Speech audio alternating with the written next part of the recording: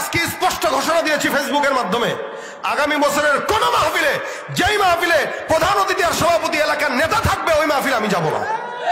প্রত্যেকটা আলোচকদের তাদেরকে বয়কট করা দরকার। আমাদের কারণে লোক পায়, আমাদের সামনে এসে কথা বলে, তারা যখন কথা বলে আমরা তাদেরকে বাধা দেই না। আমরা কথা বলতে এসে হুজুর এটা বললেন না। আরে তোর বেটা ওলামা একরামদের ভুল ধরার পায়ের সমান যোগ্যতা তো আল্লাহ তোকে দেয় নাই।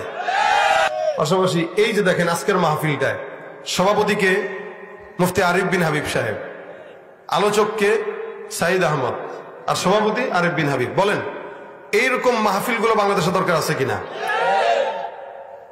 বক্তা থাকে আরিফ বিন হাবিব, সভাপতি থাকে গাঁজাখোর আর সুদখোর।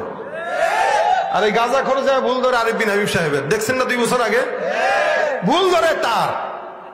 ও নামাজ পড়ে না, মুইতে পানি নেয় না, প্রস্রাব করে পানি নিতে হবে কিভাবে সেটা জানে না। 24 ঘন্টা ঘুষের সঙ্গে সুদের সঙ্গে জড়িত। এই সমস্ত ঘুষখোরদেরকে মাহফিল থেকে সভাপতি আর প্রধান অতিথির নাম কেটে দিয়ে এদেরকে বয়কট করবেন। গত 17 বছর তারা জ্বালিয়েছে।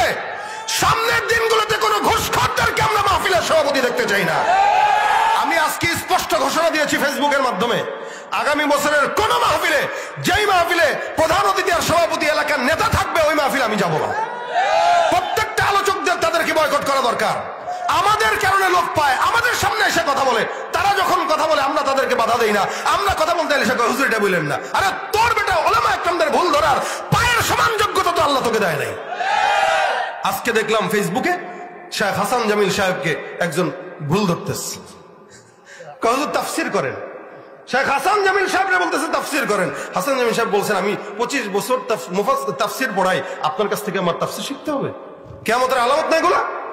এই জন্যই তো দ্বীনের মজমাগুলোকে আপনারা ঘুষখোর, সুদখোর, সন্ত্রাসীদেরকে দিয়ে আবার আড্ডাখানা বানায় রাখছেন। কেন বানাইছেন? এ টাকা দিছে মাহফিলে।